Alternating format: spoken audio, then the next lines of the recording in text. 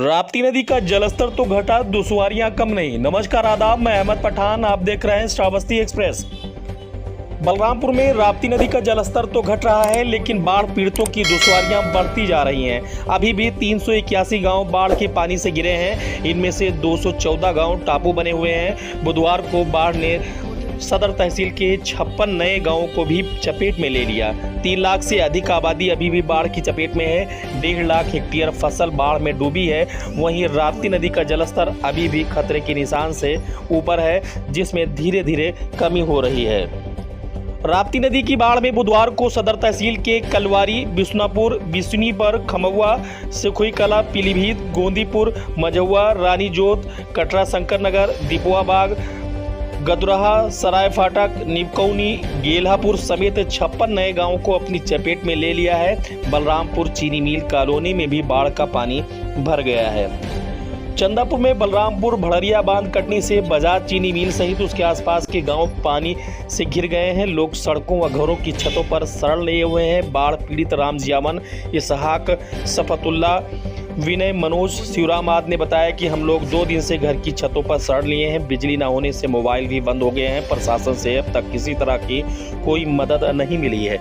वहीं एक बार फिर बाढ़ से घिरे इन गांवों की जानकारी होते ही बहुजन समाज पार्टी के श्रावस्ती से सांसद राम सूर्यमणि वर्मा अपने सहयोगियों के साथ नाव से, स्टीमर से बाढ़ पीड़ित गांव पहुंचे और जहां उन्होंने बाढ़ पीड़ितों से मिलकर प्रशासन द्वारा दी जा रही राहत सेवाओं के लिए उन्हें मदद आश्वासन दिलाया। उन्होंने कहा कि इस आपदा के समय में जो कुछ उनसे बन सकेगा वो बाढ़ पीड़ितों की मदद करेंगे।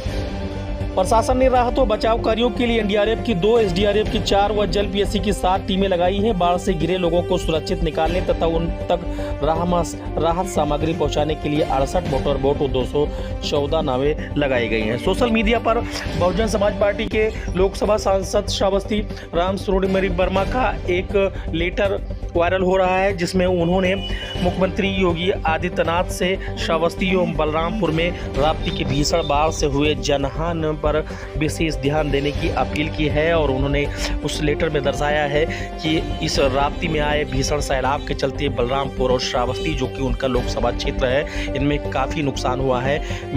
बाढ़ पीड़ितों को हर संभव मदद जो सरकारी मिलना चाहिए वो उनको मिले, जिससे इनके दर्द पर मलहम लग सके।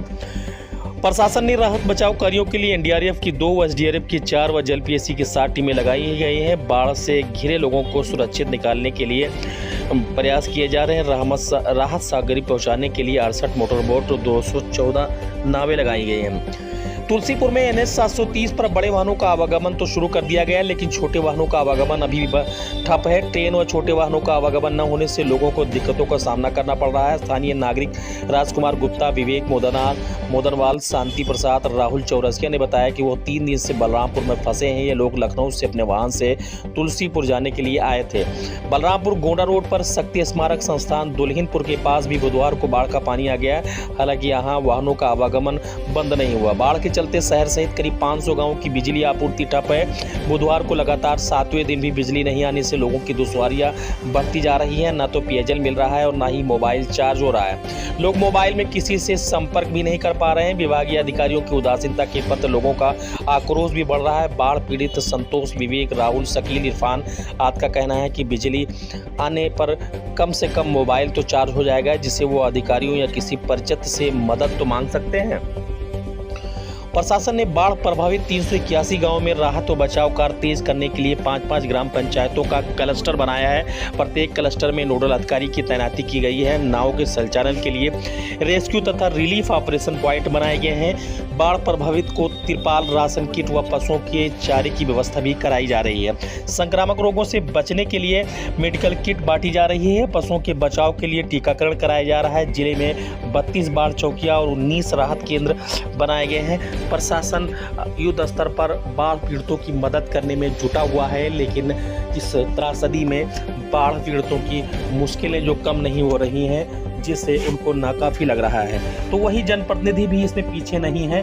बलरामपुर हो या श्रावस्ती हो, दोनों बाढ़ प्रभावित इलाकों में जनप्रतिनिधि भी आगे आए हैं और बाढ़ पीड़ितों को राहत सामग्री सहित अन्य सामान पहुंचाने में लगे हुए हैं। बहुजन समाज पार्टी के सांसद राम शिरोमणि वर्मा भी क्षेत्र में बराबर बने हुए हैं और बाढ़ पीड़ितों से मिलकर उनका हाल जान रहे हैं।